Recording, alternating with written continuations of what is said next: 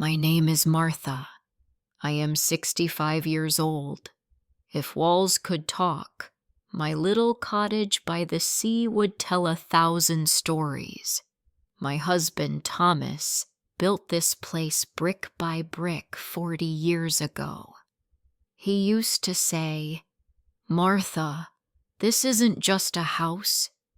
It is our kingdom." Thomas passed away 5 years ago. Since then, the kingdom has become quiet. The paint is peeling, the roof leaks when it rains, but every crack in the wall reminds me of him. I have one son, Stephen. He lives in the big city surrounded by glass and steel. He is a success, as people say.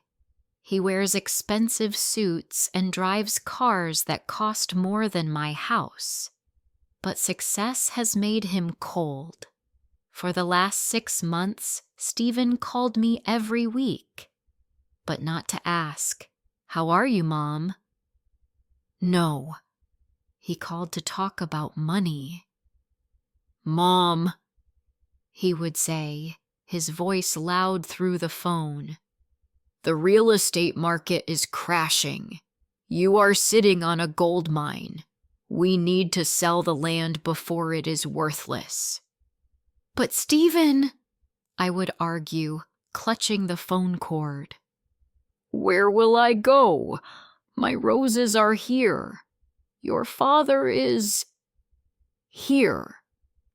You will come to New York," he insisted. "I have a penthouse apartment. You will have a view of the skyline. No more gardening.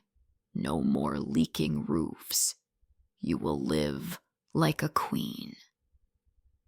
I didn't want to be a queen. I just wanted to be a mother. I missed him. I thought, maybe if I live with him, we can be a family again. My neighbor, Mrs. Higgins, was suspicious. She saw me packing boxes one afternoon. "Martha," she said, squinting her eyes, "are you sure about this?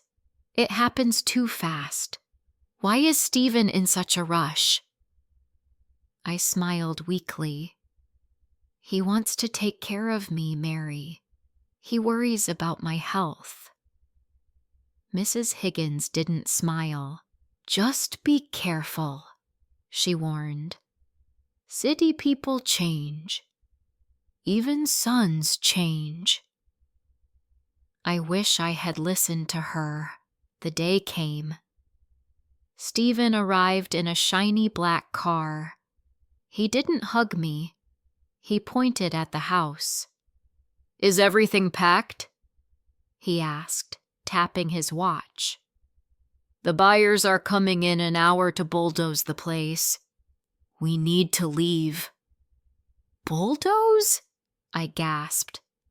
"They are going to destroy it?" "It's just land to them, Mom. Don't be sentimental. Sign here." He shoved a stack of papers into my hands. The letters were small. I didn't have my reading glasses. "Trust me, Mom," he said. "This transfers the money to a joint account, so I can buy your new furniture in the city." I signed. I signed away my kingdom. The drive to the airport took 3 hours. It was a silent journey. I tried to talk. "Do you remember when we went fishing here, Stephen?" I pointed at a lake. He mumbled, texting on his phone. "Will I have a kitchen in your apartment? I want to bake cookies for you." He sighed, annoyed. "Mom, nobody bakes in New York. We order food. Please, let me work." I looked out the window. The trees blurred by. I felt a knot in my stomach. A mother knows when something is wrong, but a mother also ignores it because she loves her child. The airport was a monster. Thousands of people rushing, shouting, running. I held my small handbag tightly. Stephen walked fast. I struggled to keep up with my bad knees. "Hurry up, Mom," he snapped. We reached the entrance of the terminal. Suddenly, he stopped. He looked at his phone, then at me. "Damn it," he cursed. "What is wrong?" I asked, trembling. "I forgot the luggage tags in the car," he lied. It was a terrible lie, but I didn't know that then. "Mom, sit here on this bench. Do not move. The security is strict. I will run back to the car, get the tags, and park. I will be back in 15 minutes. "Can I come with you?"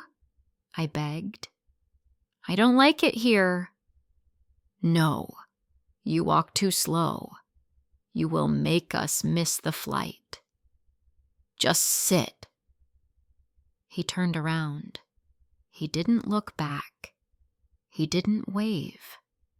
He just walked into the crowd and vanished. I sat. I watched a young mother playing with her baby nearby. The baby laughed. It reminded me of Stephen when he was small. 30 minutes passed. Traffic must be bad, I thought. 1 hour passed. My throat was dry. I wanted water, but I was afraid to leave the bench. He said, "Do not move," I repeated to myself. 2 hours passed.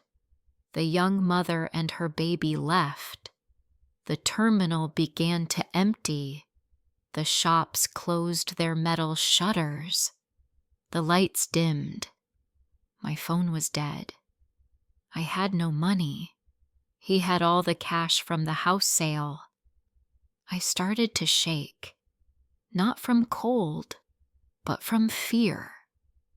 "He is my son," I whispered to the empty hall. He wouldn't. He couldn't. It was past midnight when a shadow fell over me. "Ma'am?" I looked up. A tall security guard stood there. His name tag said Ray. He looked tired, but his eyes were kind. "The airport is closing for cleaning. You cannot sleep here." I stood up, my legs stiff. "I am not sleeping. I am waiting for my son. He went to park the car." Ray frowned. He looked around the empty street outside. "Ma'am, the parking lot has been closed for 3 hours. No one is there." The truth hit me like a physical blow. I stumbled. Ray caught me by the arm. "Come with me," he said gently. Ray took me to his office. He gave me a cup of hot tea. He didn't treat me like a crazy old woman. He treated me like a human. "I need to check the cameras, ma'am," he said. He typed on his computer. I watched the screen. I saw the recording from 4 hours ago. I saw Stephen leave me on the bench. I saw him walk out the exit. I saw him get into a yellow taxi. He didn't go to the parking lot. He just left. I didn't scream. I just felt my heart turn into dust. "He took the money," I whispered. "He took everything." Social services were closed for the night. Ray looked at me. "My shift is over." he said awkwardly. My house is small, but my mother, Elena, makes a good stew. You can't stay here. I had too much pride to say yes, but I had nowhere to go. Ray drove me to his home. It wasn't a penthouse. It was a small house with a messy garden, but it had warm light coming from the windows. His mother, Elena, opened the door. She was wearing an apron. She saw me, a stranger with red eyes and shaking hands. She didn't ask, "Who is she?" She just said, "Come in. You look hungry." That night, I told Elena everything. We sat on her old sofa. She held my hand while I cried. "I gave him everything," I sobbed. "I loved him." "It is not your fault," Elena told me firmly. "You have a mother's heart. He has a stone heart. That is his loss, not yours." Ray slept on the floor so I could have his bed. For the first time in months, I slept without worrying about the leaking roof. The next morning, the smell of coffee woke me up. I walked into the kitchen. Ray was reading the newspaper. When he saw me, he quickly folded it and put it away. "Good morning, Martha," he said. His face was pale. "What is wrong, Ray?" I asked. Just then, the radio was playing in the background. Breaking news on the devastating accident on Route 95 last night. Ray turned the radio off, but I walked over and turned it back on. The driver, identified as Stephen Vance, was reportedly fleeing the state. Police found large bags of cash in the vehicle. There were no survivors. My knees gave out. Ray caught me. I cried for my son. Even after what he did, I cried. Because before he was a monster, he was my little boy. The police came later. They told me Stephen was gambling. He owed bad people a lot of money. He sold my house to pay his debts and tried to run away. The money was burned in the crash. I was left with nothing. Or so I thought. Ray and Elena didn't let me go. "Stay," Ray said. "The garden needs you. And we need you." It has been a year. I am not a rich woman in a New York penthouse. I am a gardener in a small house. But I have hot tea. I have friends who listen. And I have a family who chose me. Stephen chased gold and lost his life. I lost my gold, but I found a life worth living. Sometimes the people we share blood with are strangers, and strangers become our blood. What would you have done if you were Martha? Let us know in the comments below.